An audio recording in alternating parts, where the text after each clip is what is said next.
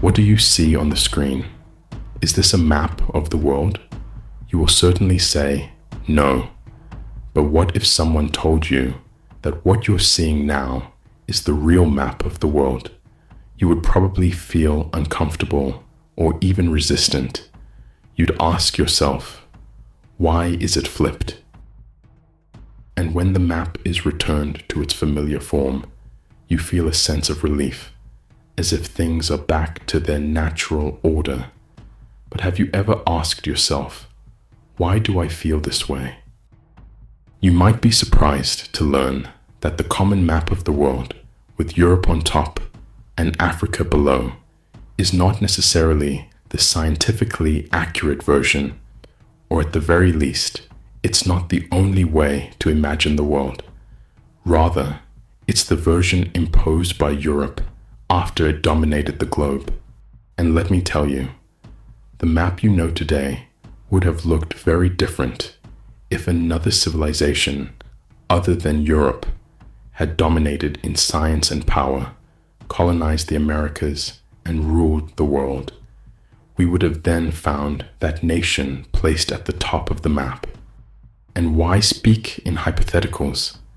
It actually did happen when Muslims were the leaders of the world and the stars of science.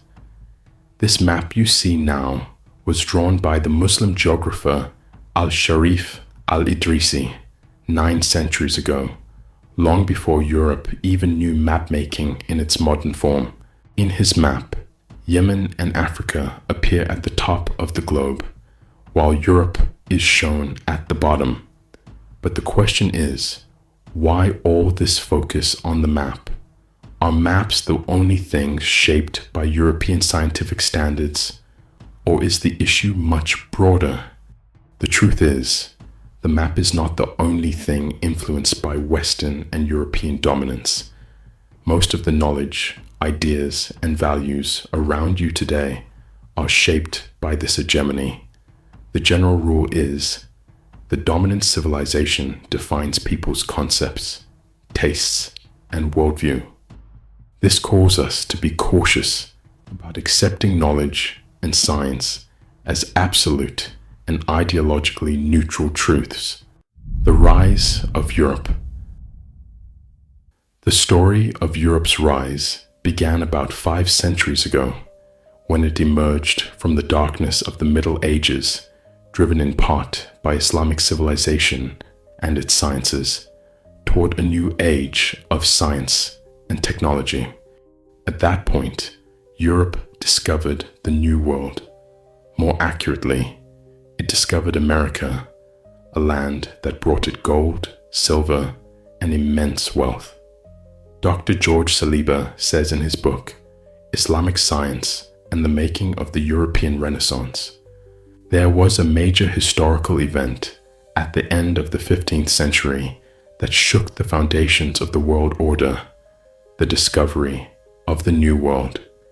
This discovery not only disrupted the Euro-Asian trade routes, which had long funneled wealth through Islamic territories, but also introduced new raw materials to Europe, which had already exhausted such resources in Islamic lands. As a result of this discovery, Europe was flooded with wealth, which it used to fund its scientists and establish scientific academies to produce more knowledge.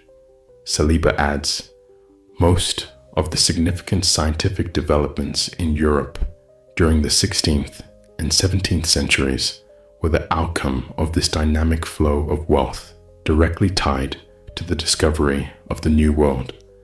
This wealth led to more scientific output, which in turn generated even more wealth, and so the cycle continued. The rest of the story is well known. This accumulation of power, knowledge, and wealth, combined with the weakness and fragmentation of the Muslim world, fueled Europe's ambition to dominate the rest of the globe. Thus began the era of colonization, a process falsely referred to as civilizing missions. When a civilization dominates the world, it imposes its worldview and values on the nations it occupies. It writes their policies, controls their economies, dictates their education systems, and shapes the minds of their children. The result is alarming. Generations of colonized peoples grow up believing that whatever Europe says is equivalent to science and truth, simply because Europe conquered and ruled. The victorious and the vanquished. Ibn Khaldun famously wrote in his Muqaddimah, "The vanquished is always fond of imitating the victor in dress, behavior, religion, and other aspects, because the soul assumes the victor must be superior." Let's apply that insight to the map once again. If you look at the globe's longitude lines, you'll find that the central line is called the Greenwich Meridian. Google will misleadingly tell you the Greenwich line is the meridian that runs through the center of the Earth and is defined as 0 degrees. But in reality, the Greenwich line is an imaginary, arbitrary line that passes through a suburb of London called Greenwich. The only reason it's recognized globally is because the nation that chose, or rather, imposed, it was Great Britain in the 18th century, when it was known as the empire on which the sun never sets, due to its vast colonial reach. This is yet another example of Western centrism shaping minds. What appears to be a geographical fact is actually a political decision enforced by the dominant global power of the time. We're taught in school that the Greenwich line runs through the center of the Earth, but Britain is not at the center of the Earth. Any other line could have been declared central if it were backed by a strong empire and dominant civilization.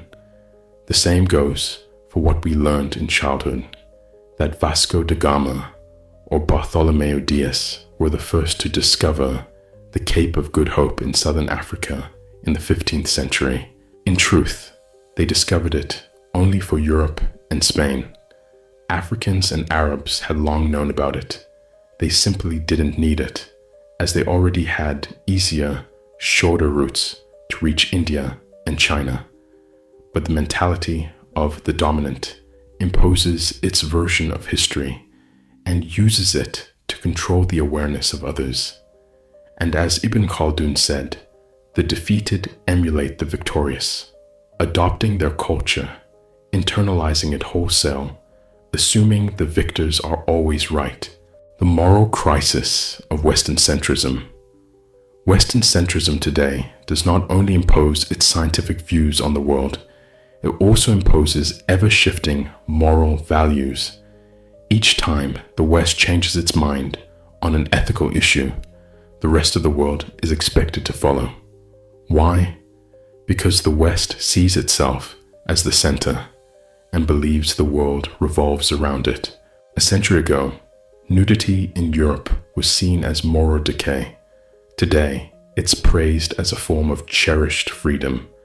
The woman's body has become a commodity, paraded in advertisements to attract consumers. Just decades ago, homosexuality was a criminal offense in Europe. Now, it is a human right the West defends fiercely, punishing anyone who opposes it. So how can this civilization be a moral guide? Just as Western centrism dominates scientific discourse, portraying what is popular in the West as science and the only truth, it also shapes values and ethics.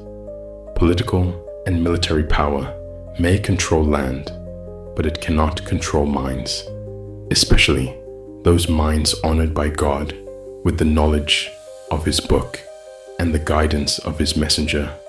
Peace be upon him, until the day conditions change and the tides turn and they rise once again as leaders of the world. You are the best nation ever brought forth for mankind. You enjoin what is right, forbid what is wrong, and believe in Allah